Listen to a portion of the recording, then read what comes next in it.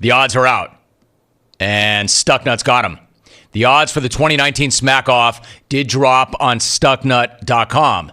Now, for those of you who do not know, the show's got a pretty amazing non-affiliated fan website that's run by Stephen Houston, and it's called Stucknut, and he's done this literally for decades.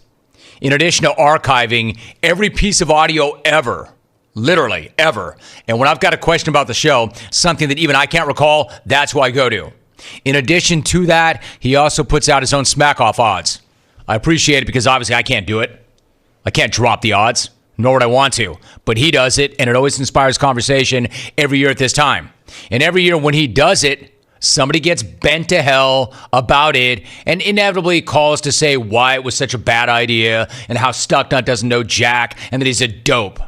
Take Matt in Van from last year. Matt said this when he saw his odds. These asinine Stucknut Smackoff odds.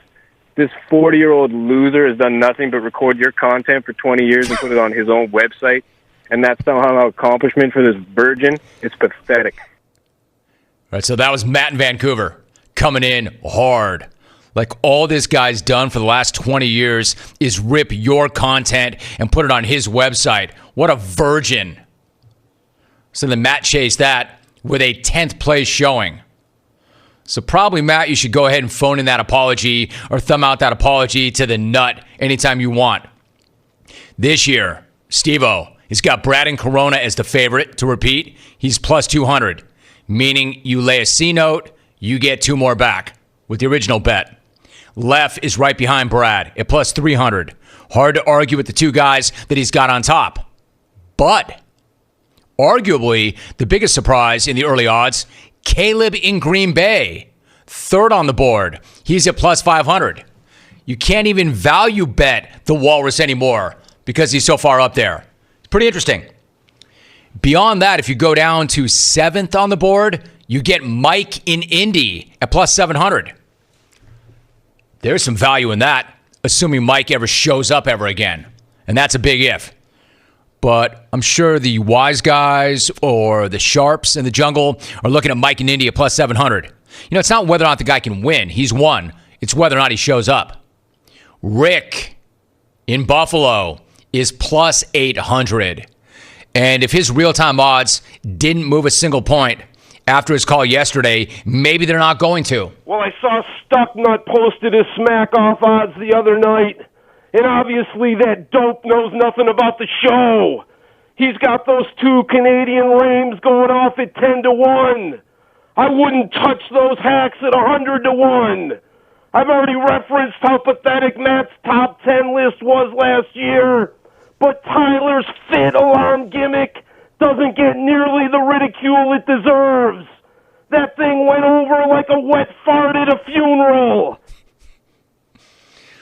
Rick! So if you're wondering about the aforementioned, the Canadian bros, Matt and Van, plus 1,000. Tyler in Shredmonton, plus 1,100. Got to wonder if that slight edge to Matt is going to fuel Tyler in any way. And wasn't Matt the guy who said that nobody is safe, foreign or domestic?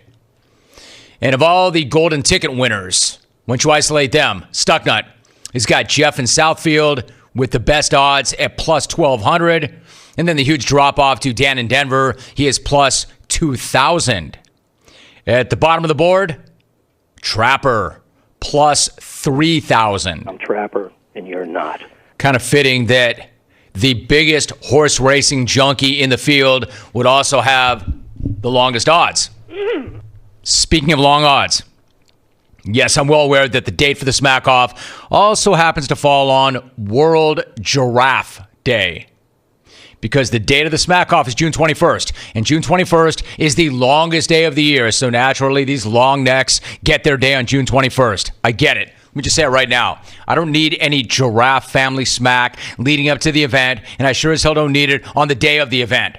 This is a dignified competition of the best smack of the year, clowning Mike Glennon for being able to see over the nosebleed seats is not the best smack. Let it be a coinkydink. It's a coincidence. Just keep moving. I don't need to hear from him that day, or my man Merton Hanks, or my other guy Harvey Williams. I don't need it. I don't want it. The Smackoff, Chris Bosch, doesn't factor into any of this because the Smackoff will be here before you know it. 38 days to go from the BIC to Trapper and everybody in between, including Matt in LA, who did not get his ticket ripped today. Check out the odds right now if you're so inclined. Go to Stucknut.com.